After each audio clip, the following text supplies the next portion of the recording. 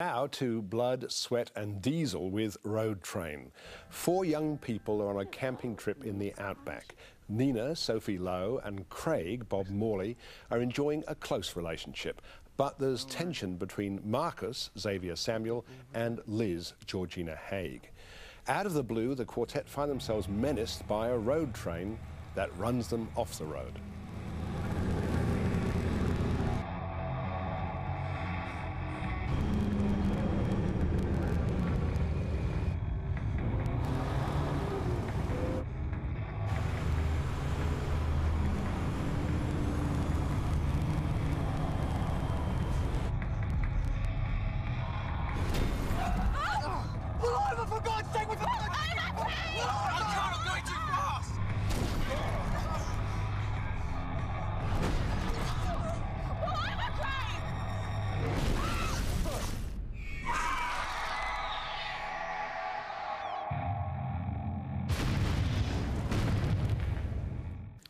Craig is badly injured, but the others set out to confront the unseen driver of the road train. Hello?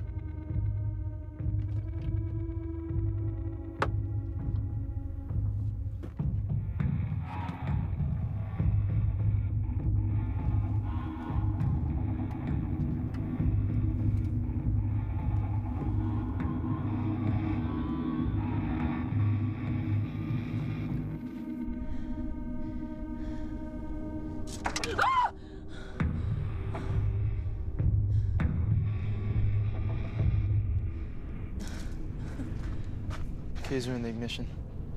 Seriously, where would they go? Is this weird or what? Many major filmmakers, including Francis Ford Coppola, Martin Scorsese and Jonathan Demme, cut their cinematic teeth on trashy genre films that were derided at the time by serious critics. Now, I'm not suggesting Dean Francis, whose first feature film this is, will wind up in that illustrious company, but then again he might. Taking a plot that cobbles together a bit of Spielberg's Duel, a touch of Wolf Creek, and a lot of The Car, the 1977 James Brolin thriller that was in turn derived from an episode of The Twilight Zone, Francis and screenwriter Clive Hopkins have fashioned a supernatural horror yarn that's surprisingly effective, at least for a while. It helps that Francis obviously knows how to direct, and that his actors rise to the occasion. There are good performances here. The film looks great, and although the plot gets a bit out of control before the end, it delivers. Margaret? Yes, it does. It does deliver. It's got tension galore, I might say. Yeah. But, you know, I mean, this film is tremendously derivative. I think the shots are too, in a lot of ways. There is only a certain number of ways you can, you know, create that sort of phony tension in film. Yes. And he uses just about every single one. But there is a moment in the film where the Craig character comes out of the back part of the road train, and his makeup is so obvious and phony that... See, that's interesting because it didn't bother me. I mean... Well, so much of the film is unbelievable. You'd think you would go along with something like that. But I didn't, because it is something external to the film that's been applied that made me go, I don't believe that he would come out with makeup like that. Look, as I say, it didn't bother me. It's a film obviously made on a very low budget. It's a calling card for a young director.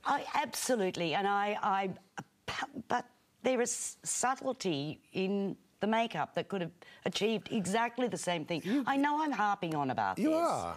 But it is a distancing thing, and there is another instance in that sequence that is also problematic. So slap over the knuckles for the makeup artist, is that... And a little bit for continuity, but at the same time, I think it is impressive as a first feature. I think it's an impressive first And feature. I'm going to give it 3.5 stars. So am I, 3.5.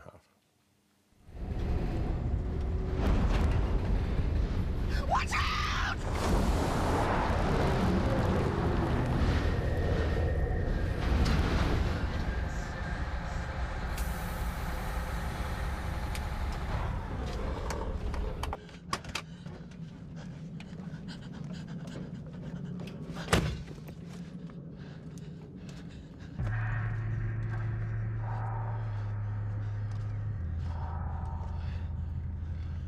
turned off the road.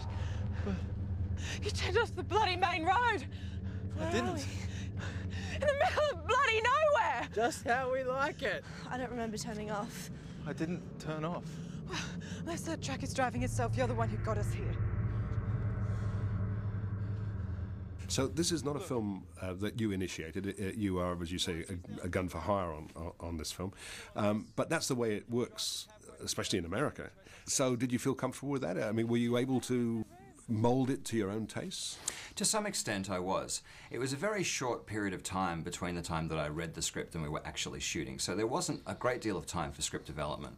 But in terms of the directorial approach, I could very much make it my own and bring my own stamp to the picture. You know, I think it was a really great challenge for me because oftentimes you do spend, you know, 5 or 10 years in development with the project, and so you know the characters and the story so intimately.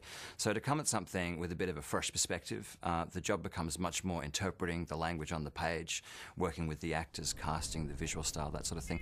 So that gave me, you know, a great deal of freedom to kind of practice the core craft of directing, I suppose. Where's Craig? We have to get out of here right now. Craig's gone. Gone? Where? Why are you looking for him? What the hell do you think I've been doing? Where's Marcus? Have you figured this out yet? Where's Marcus? Who cares? We're not waiting for him. We're not waiting for anyone. The thing I spent most of my time on was finding that ensemble of young kids, you know, who would appeal to the audience, that demographic, and, you know, bring these characters to life with some depth, you know, because it is a genre film. It's got all those genre tropes, so you've got to try and find depth within those characters. But definitely, I really enjoyed the process of working with actors, and they supported me a great deal as well through the production of this really hairy, you know, shoot. What about visually? You obviously work closely with the cinematographer, Carl Robertson. Yes, Carl and I went to film school together. He shot a lot of my short films, so we had a great rapport. And the visual style was a real priority for me. And really, our aim was to not make it look like a low-budget film, but allow it to compete with films, you know, particularly in America with much bigger budgets. So we spent a lot of time looking at visual references, and we were, you know, very influenced by, you know, particularly American movies of the genre, in particular The Hitcher, strangely enough, you know, in terms of its adventurous use of camera moves and that sort of thing. I also think, you know, in terms of creating a kind of ongoing sense of malevolence within the story, I think containing things in single shots really works for that. You know, so we plan to do a lot of kind of moving masks and capture things in one shot as much as possible.